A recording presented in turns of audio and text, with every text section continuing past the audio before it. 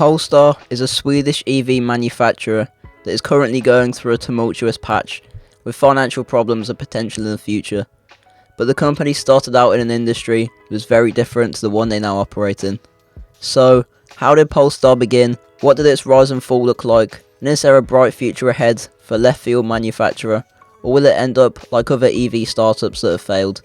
As always, if you enjoy, please like and subscribe, and thank you for all the support on the channel this year. Polestar began as a racing team in the Swedish Touring Car Championship. Initially going by Flash Engineering, the team partnered with Volvo, running racing versions of the 850, S40, then the S60. In 2005, the team was sold and renamed Polestar Racing, although the original owner, Jens Nilsson, reincorporated the team under the same name, and it continued for a while, although its last race came in 2017. Polestar continued to race Volvos, taking production in-house.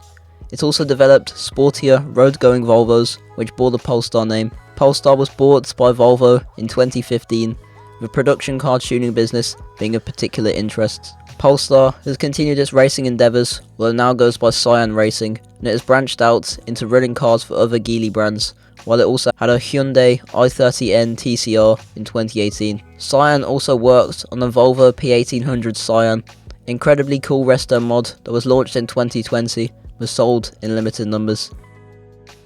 In October 2017, it was announced by Volvo and its parent company Geely that Polestar would become a standalone brand focused on electric vehicles. The first car to come from this new brand, imaginatively named the Polestar 1, was in fact not purely electric.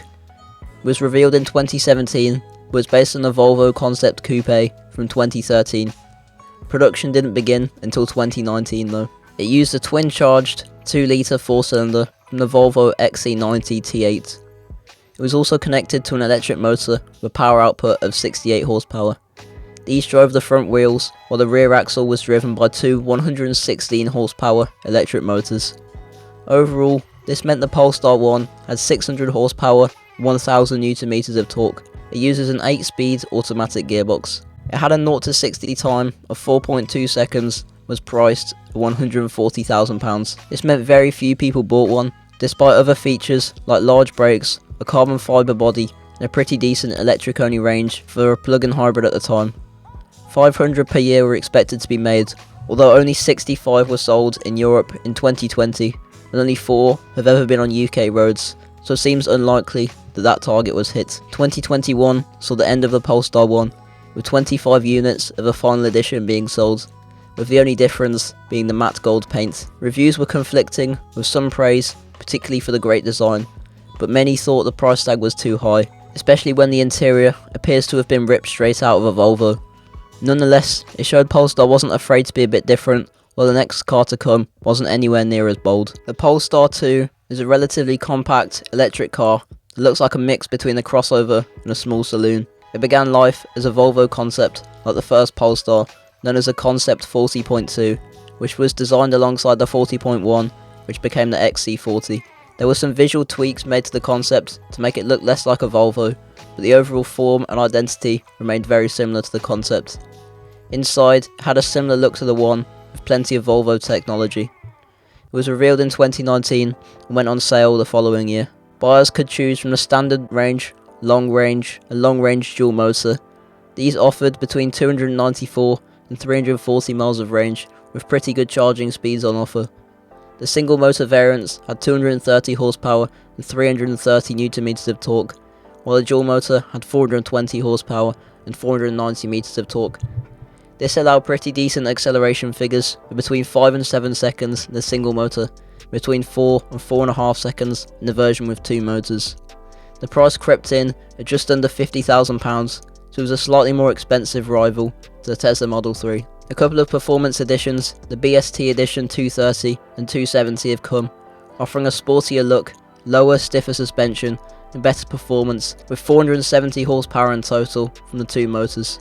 A facelift came for the 2024 model year, with the only real visual change being a new grille. It brought more power though, giving the single motor 68 more horsepower and 160 Nm more of torque, knocking 1.1 seconds off a 0 to 60 mph time. The dual motor got 30 more horsepower and 107 Nm more of torque, which only slightly improved the acceleration.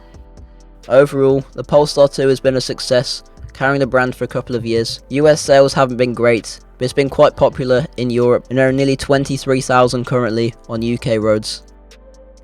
Predictably, the third Polestar is called the Polestar 3, although it's set to go into production after the 4, which has just recently gone on sale. Initially revealed in October 2022, it's based on Volvo's new flagship EX90, which is a large 7-seat electric SUV. The Polestar is similarly sized and nearly 5 meters long, but only accommodates 5 people. Stylistically, it's quite different from the good-looking, albeit unadventurous previous models. It looks angrier, yet blanker at the front than the 1 and 2, while the rear is again futuristic, but quite blank. The interior is minimalistic, with a large central touchscreen, similar to the 1 and the 2, being the main focal point. There are now 3 powertrain options on the 3, with the 2 available at launch, both featuring dual motors.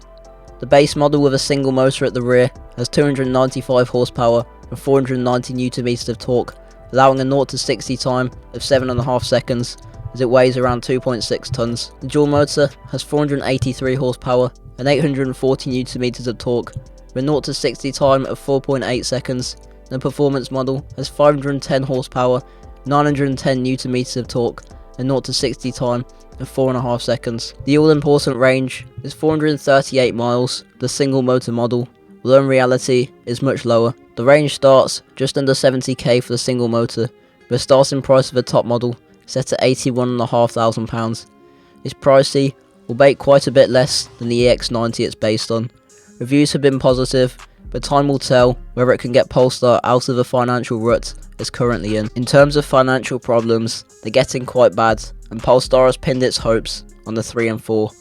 It's never made money since its inception as a standalone manufacturer, losing nearly $500 million in 2020, nearly $1 billion in 2021, nearly $500 million again in 2022, nearly $1.2 billion last year. While the number of employees and spending on development have risen, it's still incredibly discouraging to investors on the stock market and its parent company Volvo. In fact, it was so discouraging that Volvo sold 30% of the company to its shareholders, leaving it with just 18% now. Added to the reduction in support from Volvo when it comes to components, Polestar is not only burning cash, but is also now on its own more than ever. Its stock prices have fallen in the past few days in the US stock market, but have maintained almost all their value over the past 5 years. Meanwhile, the UK holdings company is even worse. Despite these looming problems, there's still hope that it can be turned around, although the founder and former CEO, Thomas Ingenlath, left after 7 years in August, perhaps showing that the situation is worse than the company is letting on, and there is massive tension at board level. The Polestar 4 is perhaps the car more aimed at turning around the futures of Polestar, starting at £60,000. It was revealed in 2023 and is positioned between the 2 and the 3. It has a similar shape to the 2, in the form of a coupe-ish shape.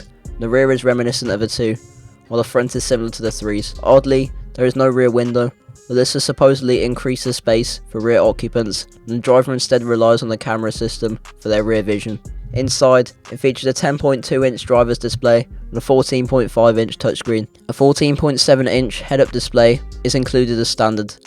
There are 2 options at the moment, with a single motor offering 268 horsepower and a 0 to 60 time of 6.9 seconds, with 385 miles of range. Both use a 100 kWh battery, and the dual motor gets 536 horsepower, allowing for a 3.7 second 0 to 60 time. Range is slightly reduced to 367 miles. The dual motor starts at a smidge under 67 grand. Those are all the past and present models, but there are a few interesting vehicles that will come in the near future from the EV brand. The Polestar 5 is a 4-door GT looking to take on the likes of the Porsche Taycan, Lotus Emea and the upcoming new Jaguar.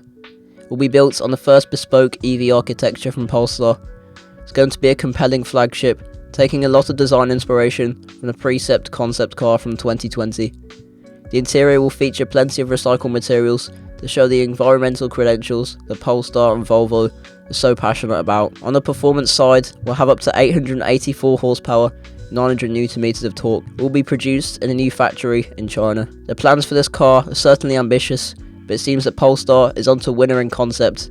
Even if the production vehicle doesn't live up to the hype or sells poorly, it will arrive in 2025. The Polestar 6 is planned to be an electric roadster based on the 5.